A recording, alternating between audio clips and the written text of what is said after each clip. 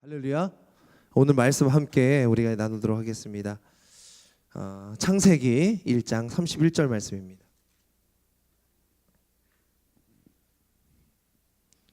창세기 1장 31절 말씀. 목사님이 오늘 머리를 내리고 왔어요.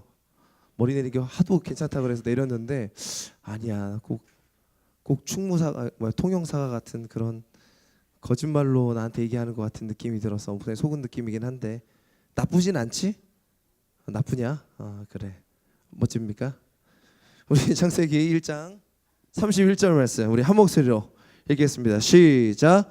하나님이 지으신 그 모든 것을 보시니 보시기에 심히 좋았더라. 저녁이 되고 아침이 되니 이는 여섯째 날이니라. 아멘. 오늘 말씀은 우리 한 달 동안 우리 중등부에서 함께 또 사역하면서 돕는 우리 김현석 전도사님이 말씀을 증거해 주실 겁니다. 김현석 전도사님이 이제 매주 전하는 건 아니고 한 달에 한 번 딱 전하게 되는데 올라오실 때 어떻게 해야 될까요? 박수 쳐주시면 되겠습니다. 그 전에 박수 치기 전에 이거 먼저 합시다. 주의 말씀은 내 발의 등이요 내 길에 빛이니이다. 할렐루야. 네, 오늘 말씀 증거하실 김영수 전사님 모시겠습니다.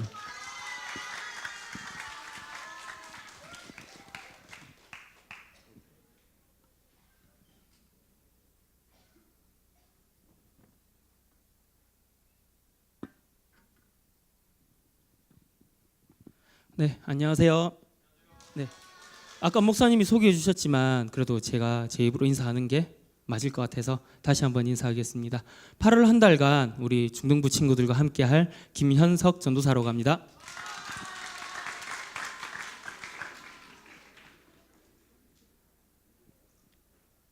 네, PPT 화면 좀 하나 띄워주시겠어요?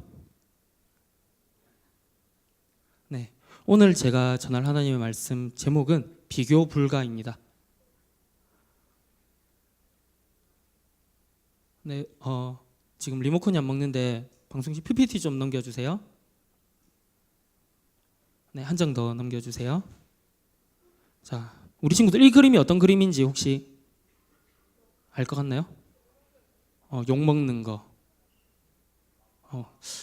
몇몇 친구들은 지금 이 그림이 정확히 뭔지, 지금 저 전도사가 뭘 말하려고 하는 건지 약간 지금 궁금해하는 친구들도 있는데 전도사님 질문을 바꿔볼게요.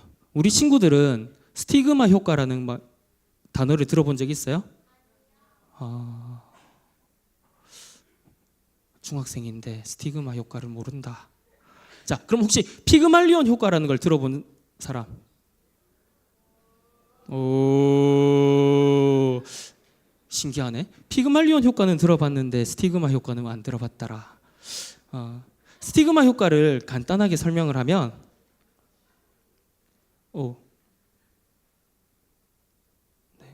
일단 네, 한 장 더 넘겨주세요. 네, 우리 친구들은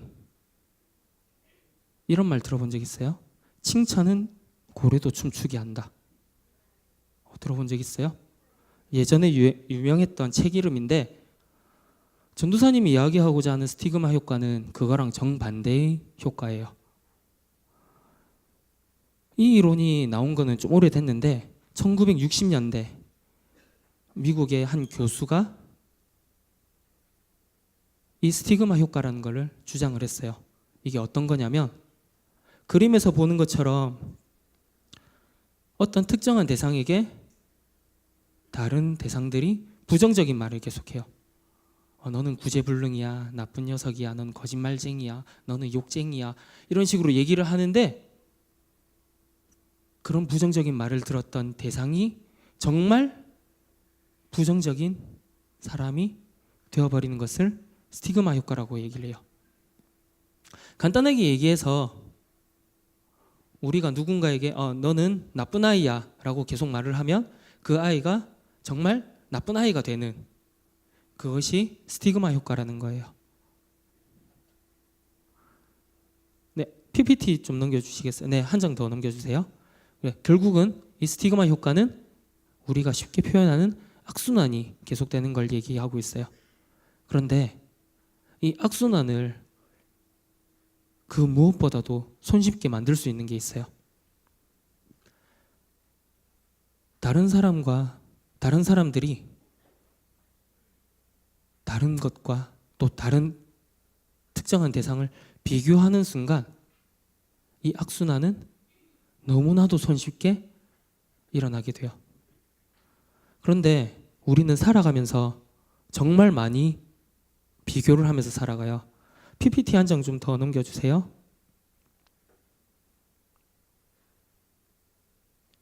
네, PPT 한 장 좀 넘겨주세요. 네, 자, 이거를 우리나라에서 유명한 포털 사이트 중 하나인 네이버에 비교라고 검색했더니 쭉 많이 나와요.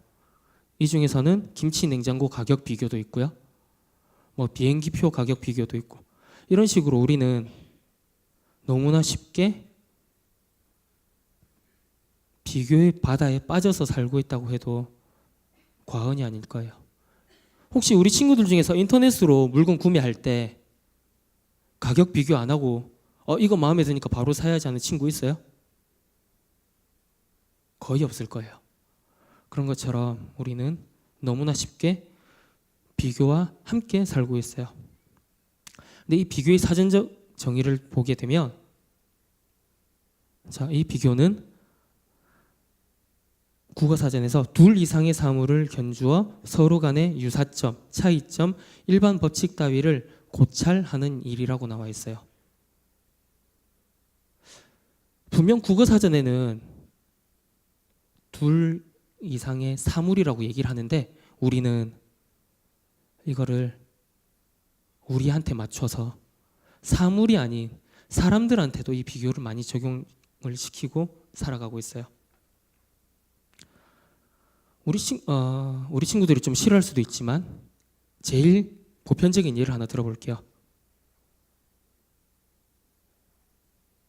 중간고사, 기말고사를 치면 성적이 나오죠. 자, 그러면 담임 선생님들이 그리고 혹은 집에서 제일 많이 하는 게 뭘까요? 성적 확인하고 옆집에 누구는 벌써부터 이러고 있어요. 옆집에 있는 누구는 뭐 수학을 100점 맞았다는데 너는 왜 점수가 이 모양 이 꼬라지니? 앞집에 사는 애는 영어 점수가 50점 이상 올랐다는데 너는 왜 50점 이상 떨어졌니? 그리고 우리 뒷집에 사는 애는 언어를 정말 잘한다는데, 국어를 정말 잘한다는데 너는? 이런 말을 많이 들을 거예요. 이렇게 우리가 살아가는 매 순간마다 우리 가까이에 비교 대상이 언제나 항상 늘 함께 있습니다. 그런데 성경에서 말하는 우리는 어떤가요? 성경에서 말하는 우리, 교회에서 가르쳐 주기로는 우리 한 사람 한 사람은 하나님의 형상대로 지음받은 존귀한 존재라고 말은 합니다. 그런데 그게 잘 느껴지시나요? 물론 이것은 우리 한 사람 한 사람이 하나님의 형상대로 지음받아서 존귀한 형상이라는 것, 이것은 절대적인 사실이고 진실입니다.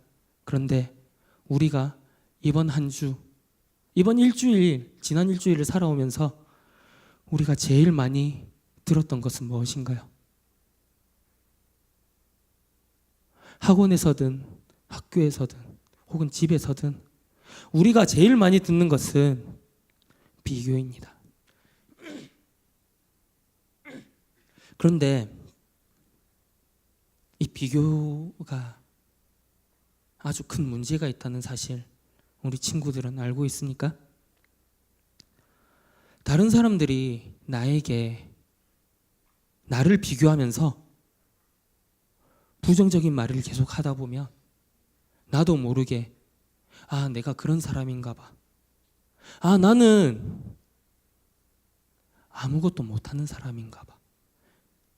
그러다가 결국은 다른 사람이 시키지도 않았는데 나와 다른 사람을 비교하고 거기서 끝나는 게 아니라 나는 이렇게 생겼는데 왜 쟤는 저렇게 멋있게 생겼지?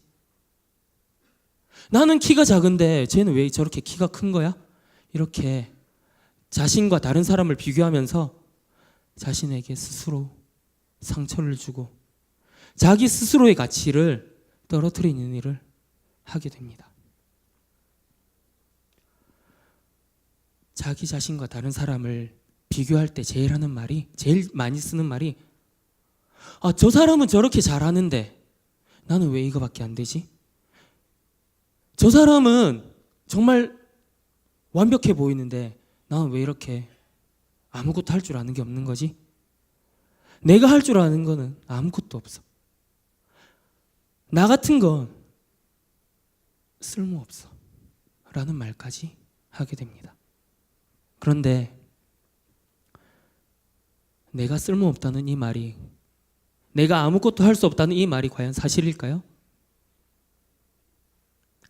우리는 결함이 있거나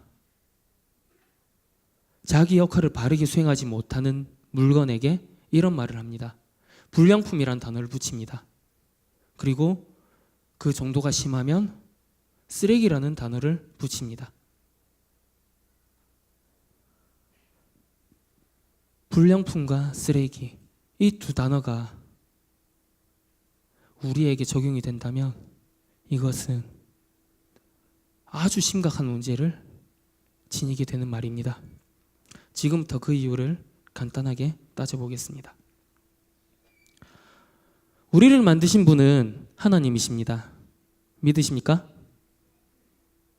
우리라고 해서 지금 잘 안 와닿나 본데 나를 만든 분은 하나님이세요. 믿으세요? 네. 아침이라 그런지 목소리에 굉장히 힘이 많이 없는데 믿으셔야 됩니다. 이것이 절대적인 사실이고 진리입니다. 자, 그러면 하나님이 나를 만들었어. 근데 이 하나님이 어떤 하나님이라고 우리는 알고 있나요? 모든 것을 하실 수 있고 모든 것을 아는 분, 간단하게 줄여서 전지전능하다는 분으로 우리가 알고 있어요. 그런데 이 전지전능한 분이 불량품을 만들었다. 모든 것을 알고 모든 것을 할 수 있는 분이 쓰레기를 만들었다?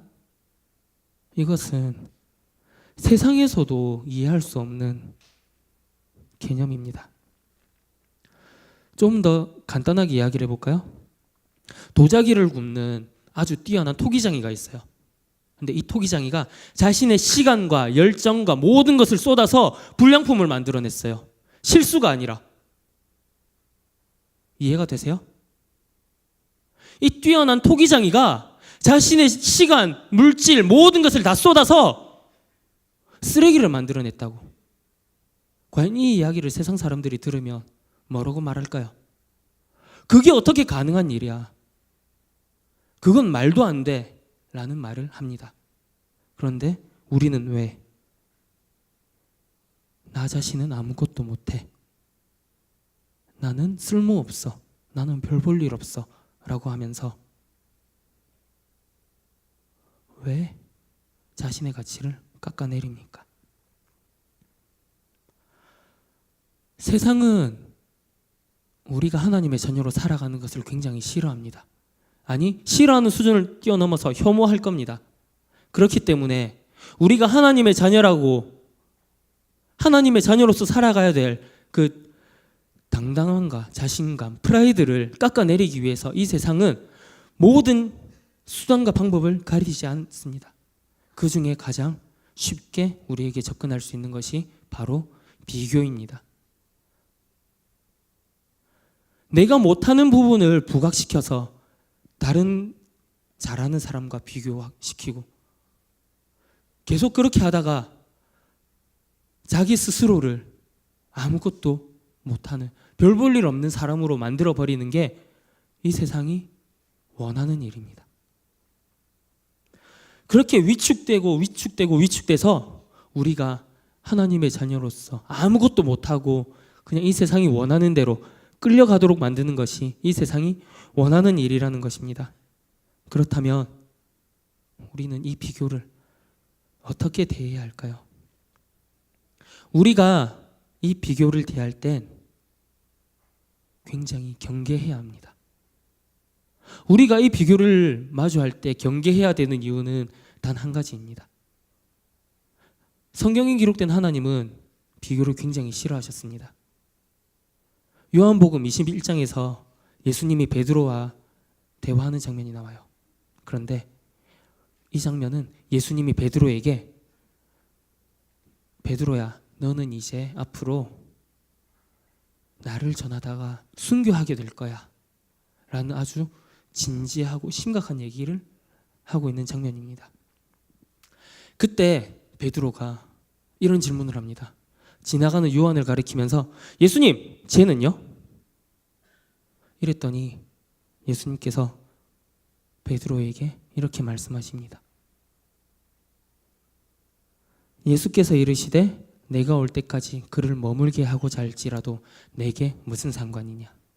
너는 나를 따르라 하시더라. 성경이니까 약간 점잖게 기록됐다고 저는 생각합니다. 만약에 예수님께서 우리가 편히 자주 쓰는 표현으로 이 말을 하셨다면 아마 베드로에게 야! 쟤랑 너랑 무슨 상관이 있는 거야? 너는 그냥 나를 따라와! 이렇게 말씀하셨을 거예요. 그런데 성경이니까 굉장히 점잖하게 내가 올 때까지 그를 머물게 하고자 할지라도 내게 무슨 상관이 있냐? 너는 나를 따르라. 이렇게 아주 점잖게 표현이 된 것 같은데 예수님께서 베드로에게 다른 사람과 자신을 비교하지 말고 그냥 예수님만 따르라고 그렇게 말씀하십니다. 예수님과 베드로의 이야기 말고도 성경에는 비교 때문에 몰락한 사람이 있습니다. 그 중에 대표적으로 이스라엘의 초대 왕이었던 사울을 꼽을 수가 있겠는데요. 사울은 처음에 하나님께 기름 부음 받고 왕으로서 승승장구하다가 어느 순간 자신과 다윗이라는 소년을 비교하기 시작합니다. 자신과 다윗을 비교하게 된 결정적인 계기가 이스라엘 백성이 전쟁에서 승리하고 돌아오는 사울과 다윗에게는 만만을, 자신에게는 천천을 돌리는 것을 보고 사울은 이제 다윗에게 남은 것이 자기의 왕권 말고는 뭐가 있겠냐 라면서 자신과 다윗을 비교하기 시작합니다.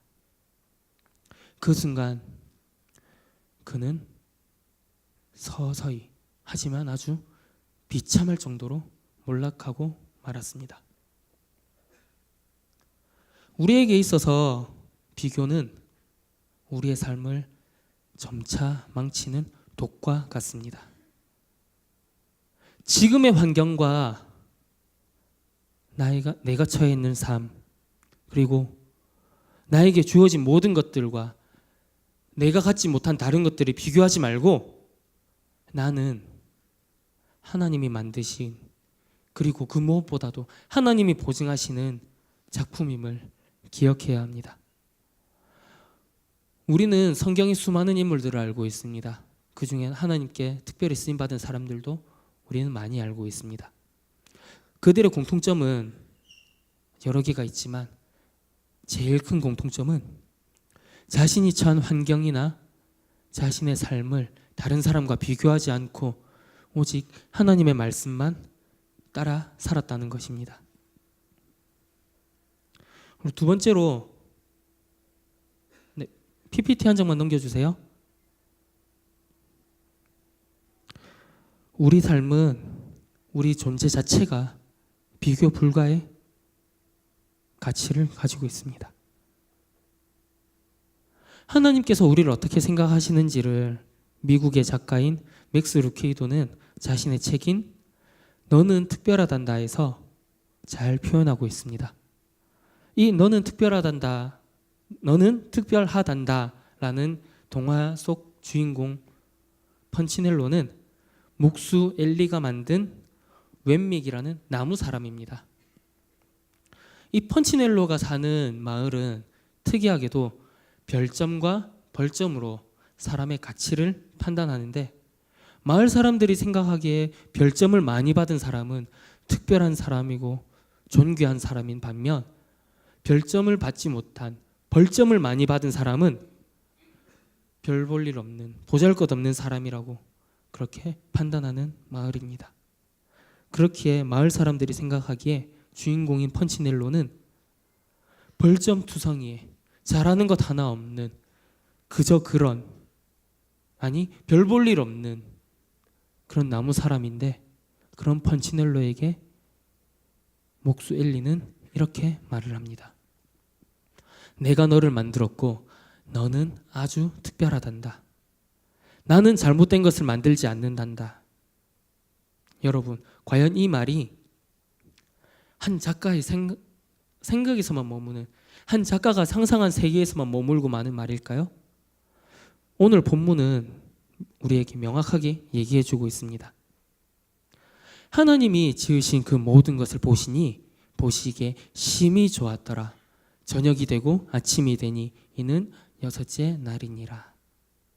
하나님께서 창조의 과정을 모두 마치시고 심히 좋았다 하신 것은 결국 우리에게 내가 너를 만들었고 너는 아주 특별하단다. 나는 잘못된 것을 만들지 않는단다 라고 말씀하시는 것과 같습니다. 우리를 만드신 분이, 나를 만든 분이 나를 보고 만족하고 있어요. 나를 만들었다고 하는 분이 나를 보며 만족하고 있다니까요. 그런데 우리는 왜 스스로의 가치를 다른 것과 비교하면서 깎아내리고 더 나아가서 자기 자신에게 상처를 주는 삶을 살아야 합니까? 우리를 만든 분이 보기 좋았다라고 인정해 줬는데 우리는 왜 자신의 가치를 깎아내리고 있는 겁니까? 이것처럼 다른 사람들이 보기에 어이가 없고 허무한 것은 없을 것입니다. 하나님께서는 분명하게 말씀하시고 계십니다. 우리 한 사람 한 사람, 아니 나 한 사람 한 사람이 정말로 존귀한 가치가 있다고 말씀하고 계십니다. 사진을 한 장 보여드릴게요. 이 사진이 뭘까요? 보석 비슷했어요. 다이아몬드 비슷했어요. 지금 이 사진에 나와 있는 돌멩이는 113캐럿이라는 무게를 가진 다이아몬드 원석입니다. 자, 지금 이 돌멩이가 단지 다이아몬드 원석이라는 이유만으로 가치가 없는 걸까요? 지금 이 돌멩이가 세공사의 손을 거치지 않았기 때문에 이것은 보석이 아니야라고 말할 수 있는 우리 중등부 친구들 있나요? 누가 보더라도 이것은 보석입니다. 단지 세공사의 손을 거치지 않아서 세공되지 않고 가공되지 않았을 뿐이지, 이 다이아몬드의 원석은 자신만의 가치를 충분히 가지고 있습니다. 물론 이후에 이 원석은 세공사의 손을 거쳐서 더 많은 가치를 가지게 될 수는 있을지 몰라도, 아무리 허접한 세공사의 손을 거친다 할지라도 이 다이아몬드 원석이 가지고 있는 가치 자체가 사라지는 일은 없습니다. 이것처럼 우리 모두는 각자가 특별한 가치를 지니고 있습니다. 그래서 하나님은 오늘도 우리에게 이렇게 말씀하시고 계시는 거예요. 내가 너를 만들었고 너는 아주 특별하단다. 나는 잘못된 것은 만들지 않아. 물론 이 말을 아직 제대로 믿을 수 없는 중등부 친구들이 있을 거예요. 나는 아무것도 아닌데 왜 저 전도사는 계속 내가 특별한 가치를 가지고 있다라고 얘기하는 거야. 나는 아무것도 할 줄 아는 게 없는데 왜 앞에서는 계속 나랑 상관없는 이야기를 하는 거야? 라는 생각을 하고 있는 친구들이 분명히 있을 거예요. 그때 이걸 잘 생각해 보세요. 네, 멀티실 PPT 한 장만 넘겨주세요. 요한복음 3장 16절 말씀이에요. 우리가 잘 아는 말씀이기도 한데 하나님이 세상을 이처럼 사랑하사 독생자를 주셨으니 이는 그를 믿는 자마다 멸망하지 않고 영생을 얻게 하려 하심이라. 하나님이 세상을 이처럼 사랑하사 독생자를 주셨으니 이는 그를 믿는 자마다 멸망하지 않고 영생을 얻게 하려 하시겠다. 다른 곳도 아닌 성경에 분명히 이렇게 말하고 있습니다. 우리는 살아가면서 아무런 가치가 없는 것에 중요한 것을 걸지 않습니다. 만약 아무런 가치가 없는 것에 중요한 어떤 것을 걸었다면 주변 사람들은 그에게 멍청한 짓을 했다고, 어리석은 짓을 했다고 분명 말할 것입니다. 그런데 이것은 하나님께도 똑같이 적용되는 말입니다.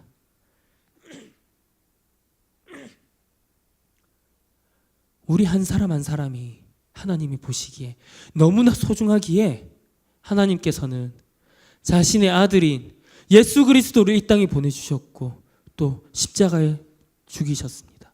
그뿐만 아니라 십자가에서 죽었던 예수 그리스도를 3일 만에 부활하게 하셨습니다. 과연 이것이 어떤 의미를 가지고 있는 것일까요? 하나님한테 있어서 우리는, 나 한 사람 한 사람은 예수님을 줘서라도 우리를 가지기 원하셨던 것입니다. 하나님에게 있어서 우리 한 사람 한 사람의 가치는 적어도 예수님만큼의 가치를 가지고 있기 때문에 하나님은 우리에게 자신의 아들인 예수 그리스도를 주셨던 것입니다. 이렇게 얘기해도 아직 자신이 어떠한 가치를 가지고 있는지 잘 모르는 친구들이 있을 거예요. 그럴 때는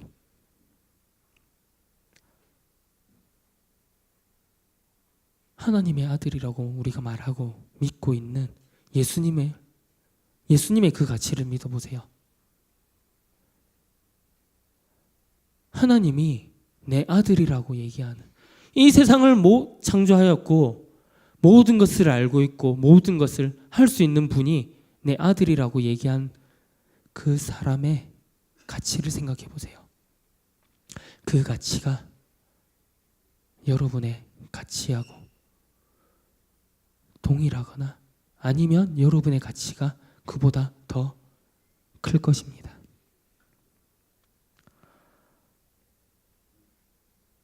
제가 바라는 건 한 가지입니다. 우리 친구들이 더 이상 비교라는 칼로 자신을 상처내고 자신의 가치를 깎아내리지 않았으면 좋겠습니다. 하나님 이외에